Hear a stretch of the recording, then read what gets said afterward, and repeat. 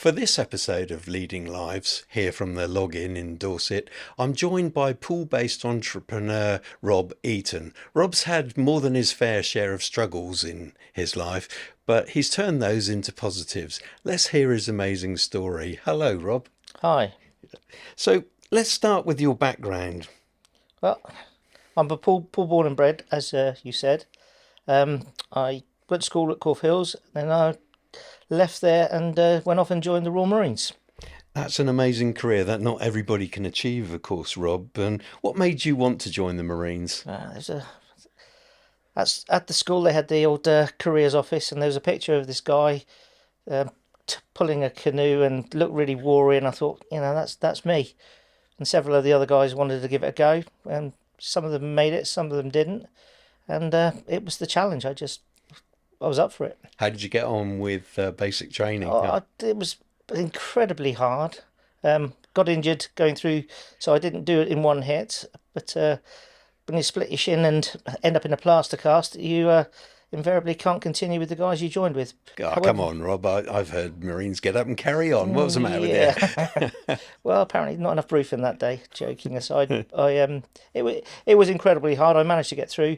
A lot of really incredible guys couldn't get through, and the training team were brilliant. The people around me were brilliant. My brothers in arms, and we created some lifelong friendships. So you're in the Marines, what, full term, were you? Yeah, I did 22 years. And where were you based? I've been all over, down in Plymouth, up in Scotland. I spent 2 years on the Grey Funnel Line, HMS Intrepid. We worked out of 539, which is the assault squadron back in the day, down in Plymouth, sailing two of the landing craft from Plymouth to Harstad, northern Norway, which was that was an adventure. And I spent a lot of time here at Poole.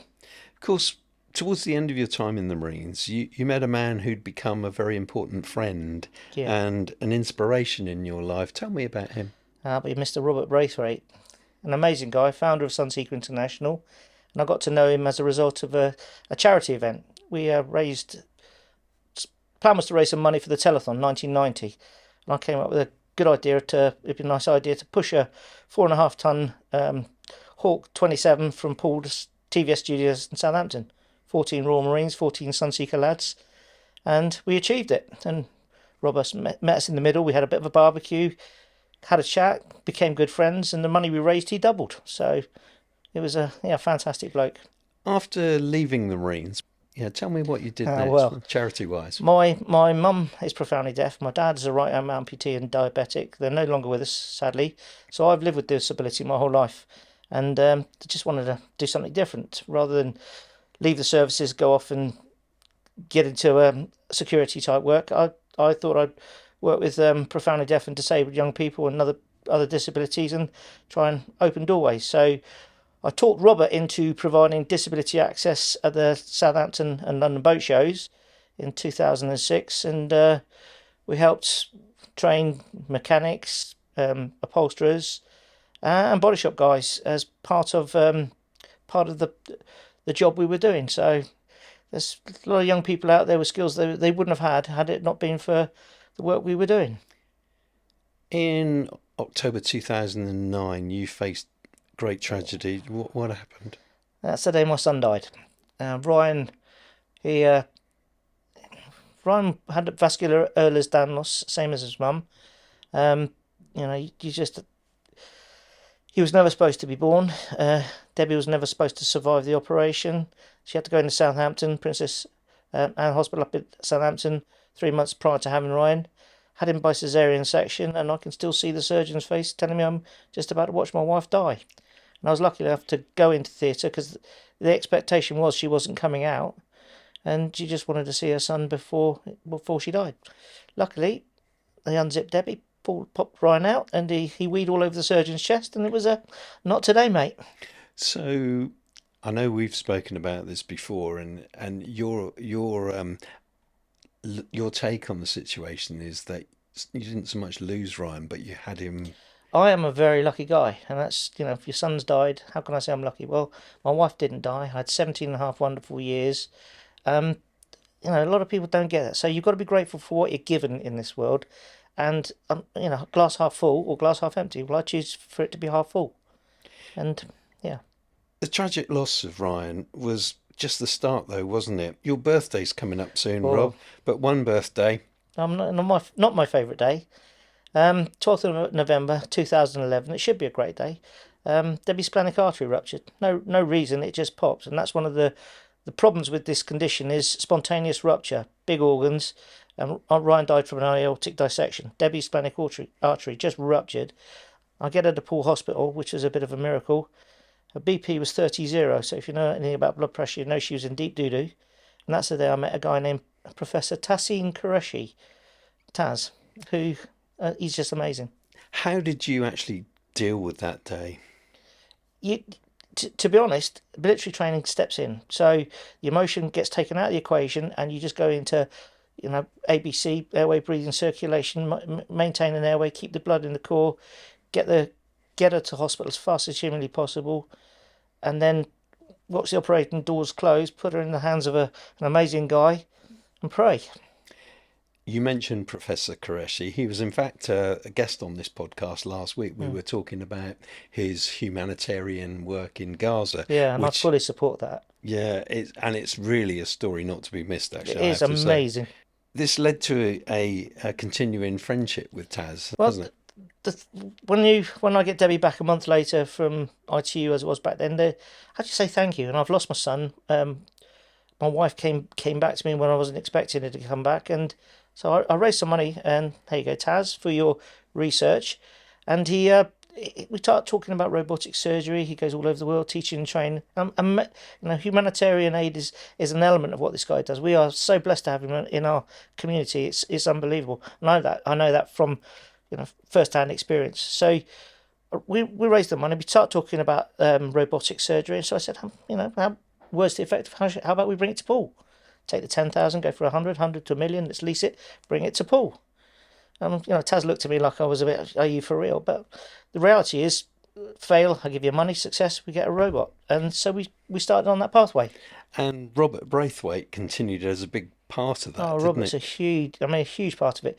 So fate, whatever, luck, whatever. But 2013, Robert needs bowel cancer surgery. Obviously an incredibly wealthy man, and he's going to choose the best. He could have gone anywhere on the planet to pick a surgeon, and who did he choose? Professor Qureshi. I know that's why, because my wife is alive today because of the skill of that man. And for Robert to choose Taz, it's not it's no mystery to me. He is brilliant. So Taz looked after Robert. Robert came to find out about the project, and in 2015, October 2015, he wrote a cheque out for £3.4 million. There's a Da Vinci robot, sits in Poole Hospital, and I'm claiming that as my wife's fault. It's an amazing gift to Poole Hospital and the people of the area, isn't it? It is an amazing gift to the people of Poole. And the future is robotics, but it's the how we get to that future. You just can't you pick these surgeons off the shelf. We have to give them the best possible training with the best possible equipment so that they can provide us with the best possible care. Sadly, Robert Braithwaite is no longer with us, but of course his legacy lives on.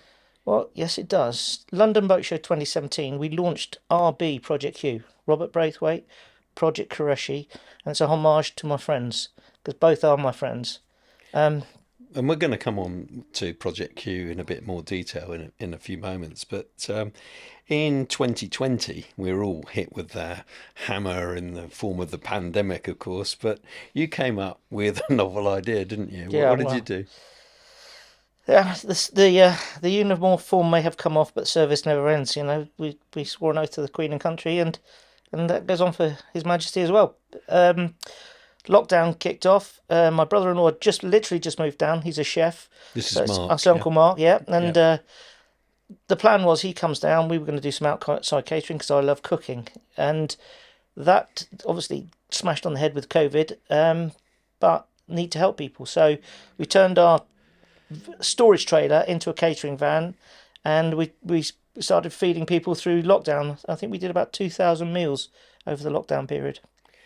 And that became the place it is now, which is Rob's Filling Station, isn't it? It turned into Rob's Filling Station. Now, I've got to be honest, Rob, it's the sort of place, if any of you ever see it, you drive by it because you wouldn't stop.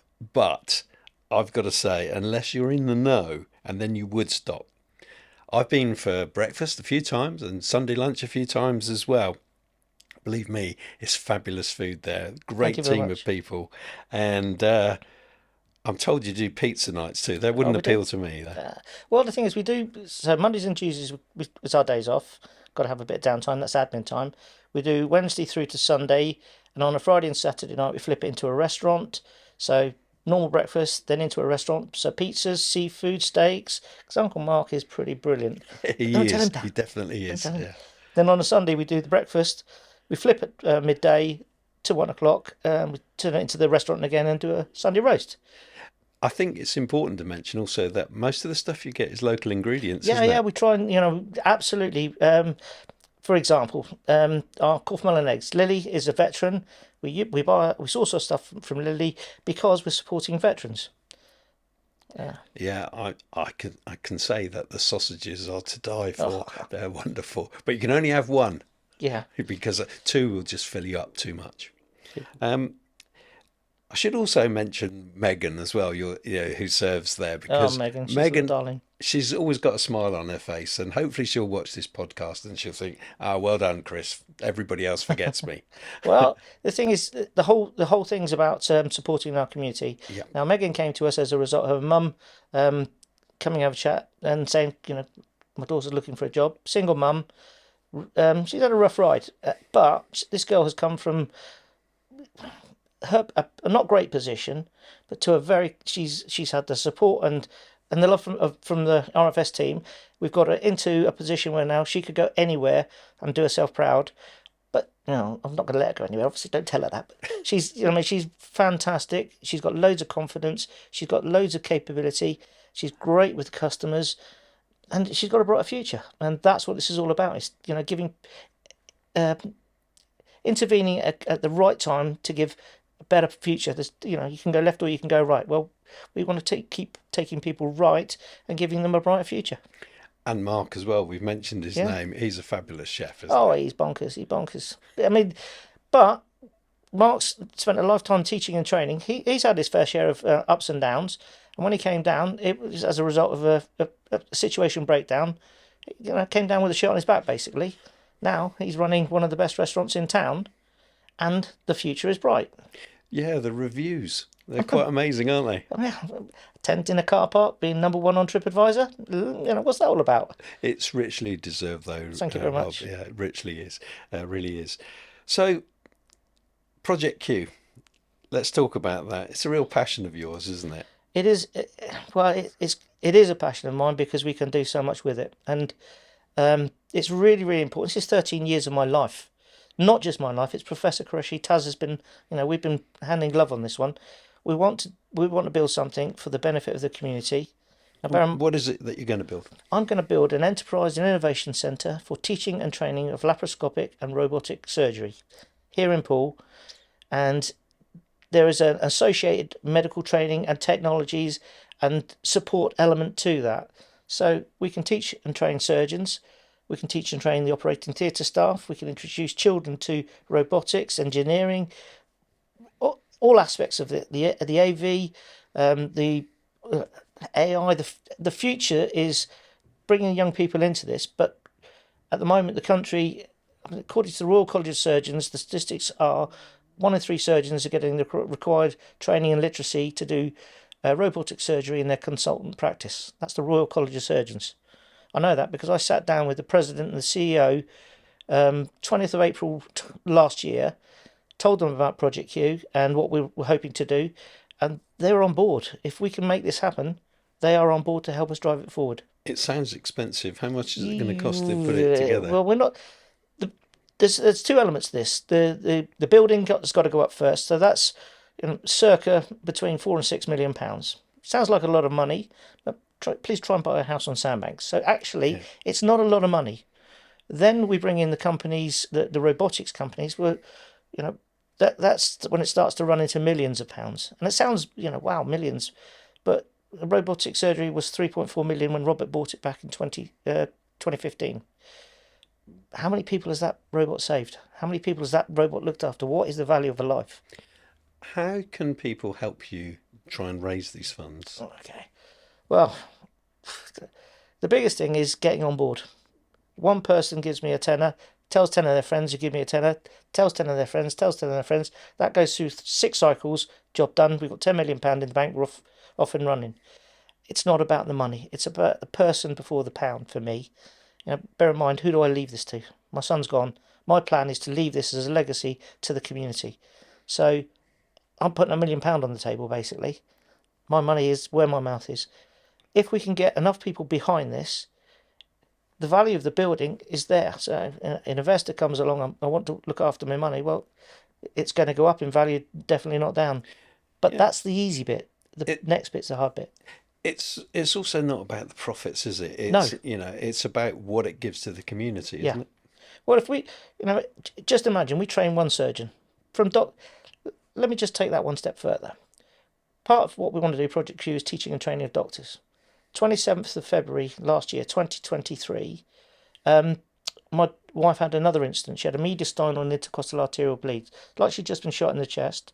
I get her to Bournemouth Hospital, so she's bleeding internally, and the doctor that had sorted out her protocol, got the tranexamic acid into her, saved her life. His name was Usama Qureshi. One of the doctors we trained, Taz's son. So Dad saves a life on my birthday. His son saved a life on my son's birthday. Wow, I didn't know that actually, Rob. So there you go. That's an incredible story, isn't it? Tell me I've got any choice in what we're doing here. Yeah, this is true. I think it's hard to argue against that. Yeah. The site of the new build it's a site you already own, isn't Yes. it? Just for clarity there. Yes. Yeah. And that's thanks to a lady by the name of Barbara Taylor. She'll hate me for that, but I wouldn't have this site if it wasn't for her vision. Like Robert Braithwaite, man of vision. Trusting in people to do what they say they're going to do. Tell me about Barbara. Who is Barbara? Barbara, the business that was on the site was run by her husband. And sadly, he passed away on the site, which is sad, but not, because it was his life. And I saw Barbara about a year afterwards, showed her what we were doing, what the plan was, and we struggled to get a mortgage, so she loaned me the money. Not loaned me. She allowed me to pay her directly, excluding banks. Who does that? Yeah, incredible. It's amazing, lady. Amazing lady. Yeah. So Project Q, you're well on the way to raising your funds for that. It's going well. The demolition's done, so we are marching on. Yep.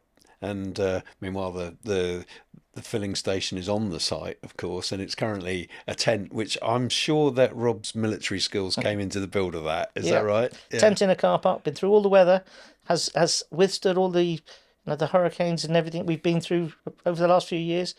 Hasn't come down. There's been a couple of occasions when I've gone in there and it's been pouring with rain, and I'm thinking, I'm going to get soaked here. And yeah, you get a little dribble in the corner, but hey, that's all part of the fun, isn't it? It is. I mean, if you look at, well, we've had days when I've been paddling, yes, but we don't charge when we put the bubble bath in. Yeah. What do the locals say about the facility? Everyone loves it, and they love the vision of what we're trying to achieve. The community support is, well, when we put through planning permission, there were no complaints. Everyone was supportive. It was lovely. Project Q is part of the new new build. Yeah.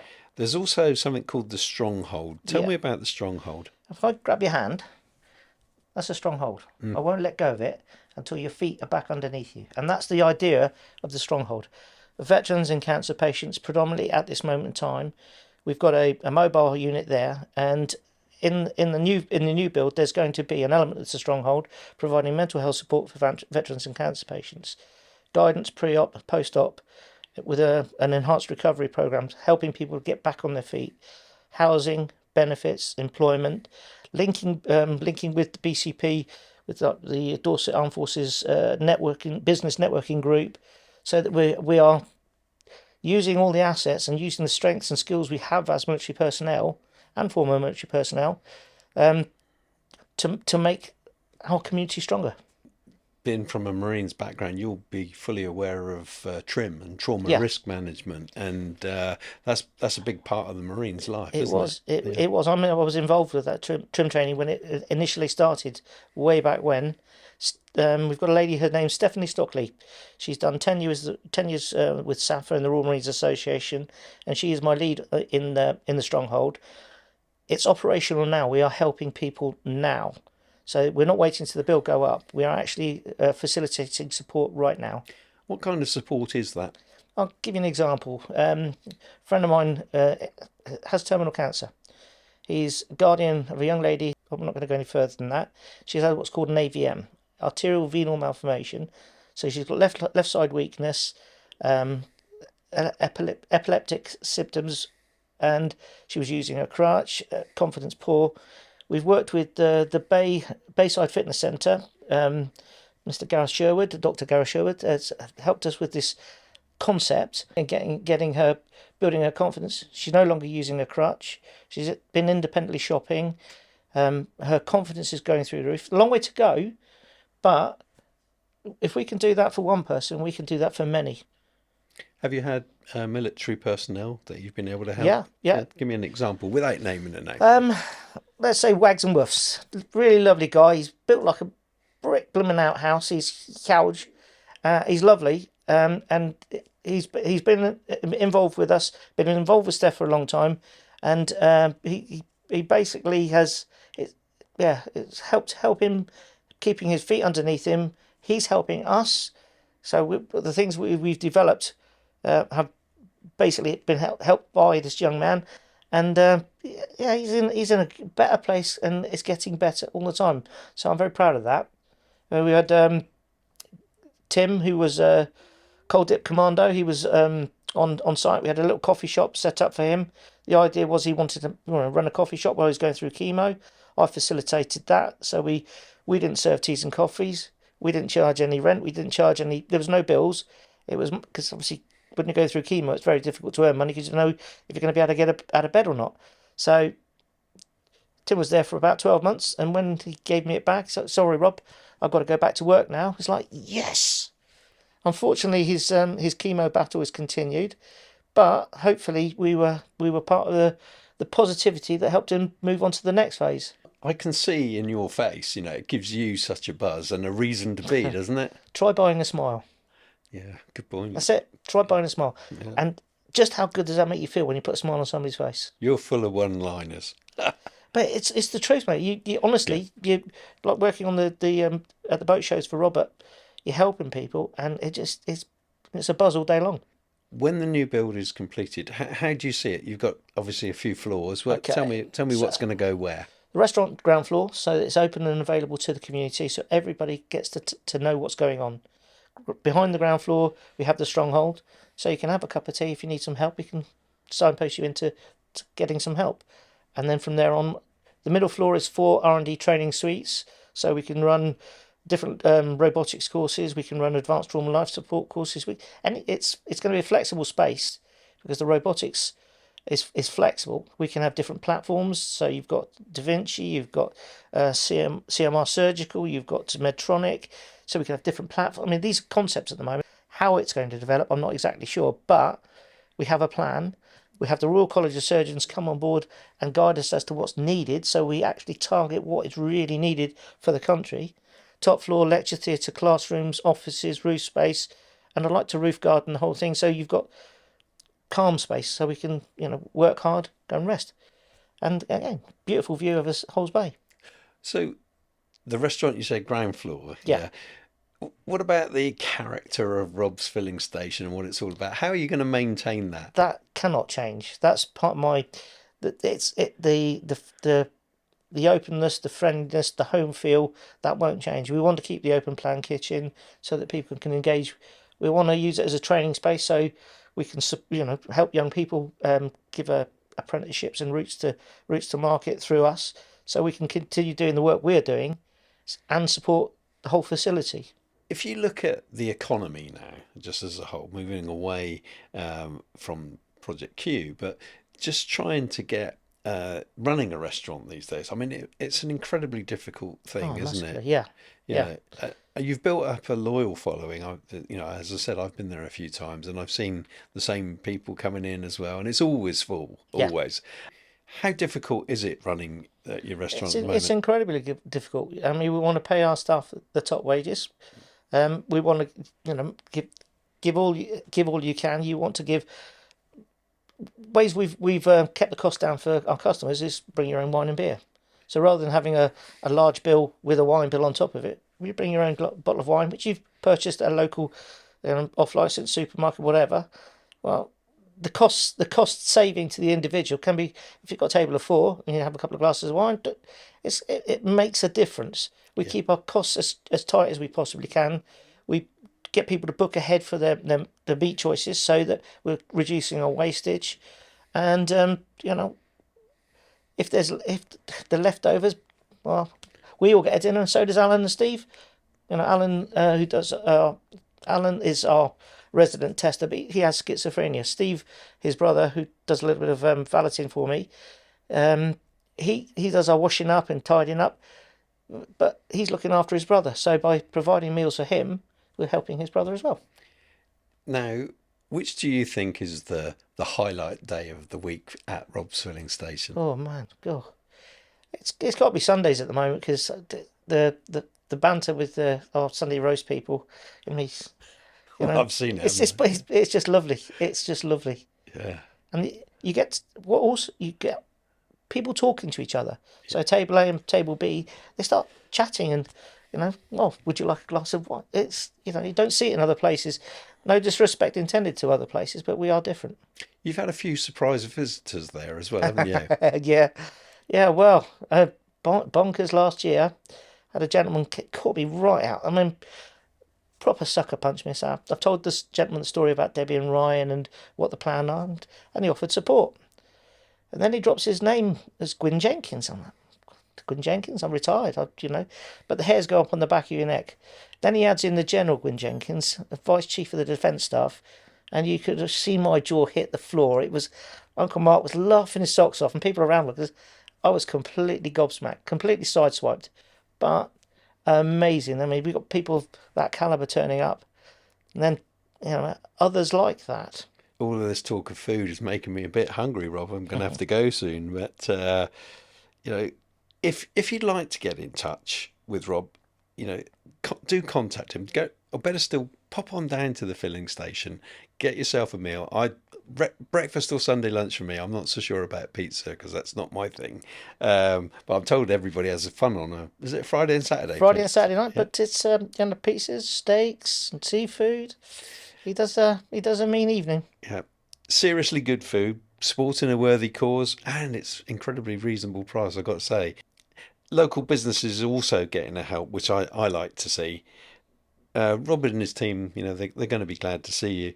So as I said, all of this has made me feeling a bit hungry. So thanks for coming in, Rob, and I wish you all of the best. And hopefully we'll be seeing the new building up in the not too distant future. Thank you very much, and thank you for doing this for us. Thanks for coming in, Rob. Next time on the Leading Lives podcast by Hallmark Productions here at the Login, we're going to be joined by Martin Edwards. Martin is the CEO of Dorset-based children's hospice Julia's House, so look out for that one coming soon.